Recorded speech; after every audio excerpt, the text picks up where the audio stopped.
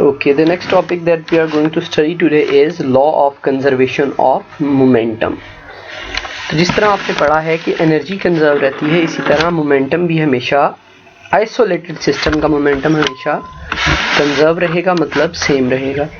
Isolated system से मुराद क्या है? आइसोलेटेड सिस्टम का मतलब है कि कोई भी एक्सटर्नल फोर्स उस सिस्टम पे एक्ट ना करे, मतलब जो फोर्स आपने स्टार्ट में उसके ऊपर लगाई थी वही फोर्स उसके अंदर मौजूद रहे, आप उसके बाद दोबारा कोई एक्सटर्नल फोर्स उसके अंदर एक्ट ना करवाएं। तो डिफाइन जो आपकी इसकी डेफिनेशन है वो है the momentum of an isolated system of two और more than two interacting bodies remains constant. तो जब भी दो या दो से ज़्यादा इंटरेक्टिंग बॉडीज़ होंगी, इंटरेक्टिंग बॉडीज़ मतलब जो एक दूसरे के साथ इंटरेक्ट कर रही हैं, कांटेक्ट में आ रही हैं, तो उनका मोमेंटम हमेशा सेम रहेगा, कांटेक्ट में आने से पहले और कांटेक्ट में आने के बाद। इसके एक्सप्लेनेशन में वो आपको कहते हैं momentum of a system depends on its mass and velocity. तो आपको पता है मोमेंटम मतलब P is equal to M V होता है, तो M is equal to mass and V is velocity.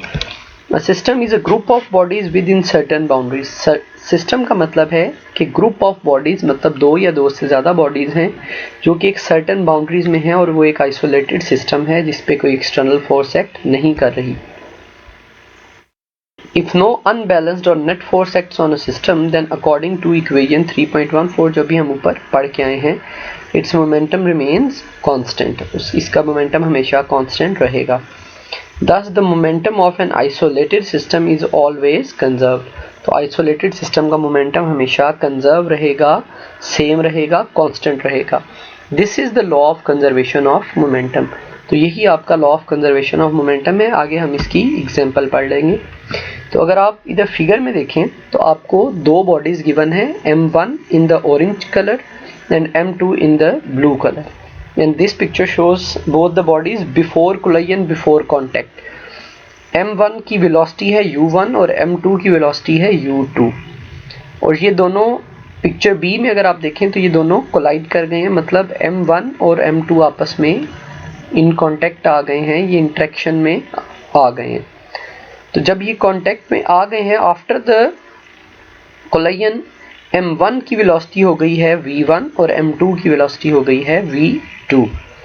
तो अगर हम इधर आ जाएं ज़रा तो आप देखें initial momentum of mass M1 हमारे पास था M1 U1 और मास 2 का था M2 U2। तो अगर हम सिस्टम की बिफोर कोलाइजन टोटल मोमेंटम निकालें तो वो आएगा M1 U1 plus M2 U2।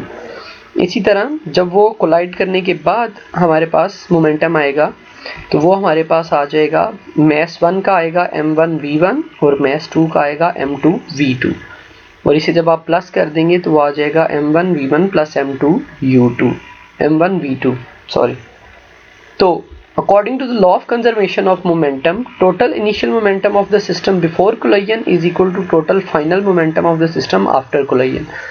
It will give you M1 U1 plus M2 U2 is equal to M1 V1 plus M2 V2.